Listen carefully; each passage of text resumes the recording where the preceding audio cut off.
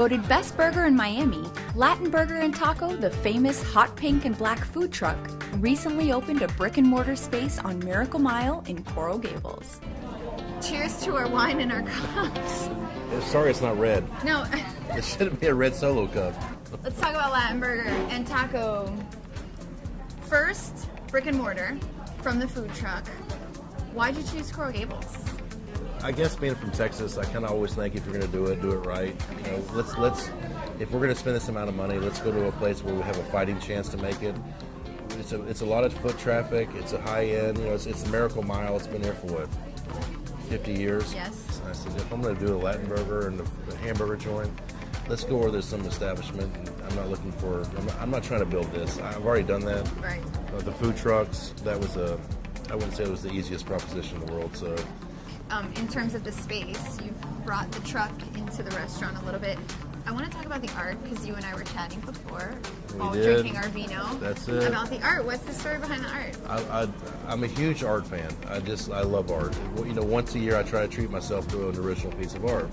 So do I. So I found one of my really dear friends is from Poland. She sends me this incredible art, you know. She says, do pop art with all your favorite artists eating hamburgers. And I built the whole restaurant around it. No, it's great. It definitely adds a vibe. I have a friend that's on the burn notice, and she was a vegetarian. 2 hamburgers later, she goes, that's the first 2 hamburgers I've had in 5 years. And she goes, I want another one. Really? What differ in terms of the menu? How does the brick and mortar differ from the food truck? Well, surprisingly enough, you know, we've done some really upscale tacos. Okay. You know, I'm being from Texas and loving the taco tradition. I said we're going to do an upper end taco, hired chefs and everything, and our hamburgers, believe it or not, are still outselling our tacos. So really? It's like, what did I do all this for? But we've lowered our prices on the tacos. We're trying to really make this a fantastic setting. Our whole concept of the food trucks is still, it's weighing true here. Our customers come in, they said, I've been waiting 4 years for you to do this. So we've really stayed true to the truck, and we've upgraded. You know, our menus still, all of our meats are still done fresh. We do everything by hand every morning. Latin macho, that's like #1 fan favorite. What's in the Latin macho? Okay, our Latin macho is a blended, we do an Angus beef, which is like an 81-19 type blend. Only the finest Nebraska, Kansas, Oklahoma Anguses that we buy them every day.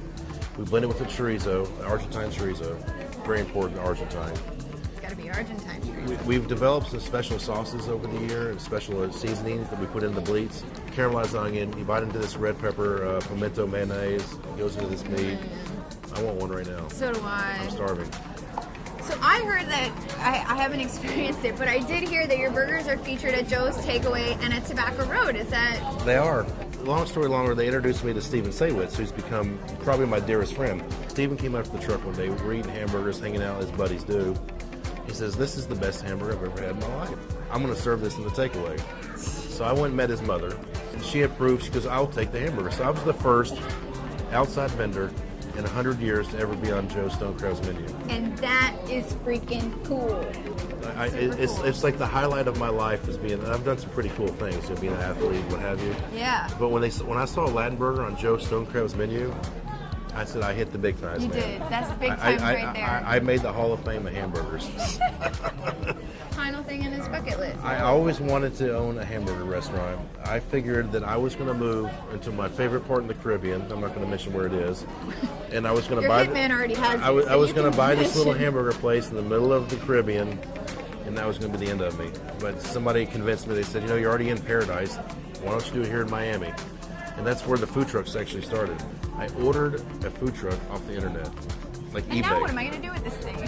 I said, I want this to look like a NASCAR. So I guess I was the first guy to take a truck, completely deck it out, and I'd get the whole thing from being a redneck from Texas, being a NASCAR, living in Miami, selling Latin food. So go figure. You made it all vibe.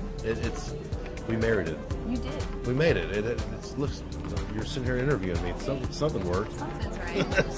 Well, I have the privilege of interviewing you, so thank you again. Well, thank you. Thanks for coming. I really Yeah, appreciate you fun. coming up to see us tonight. Thank you.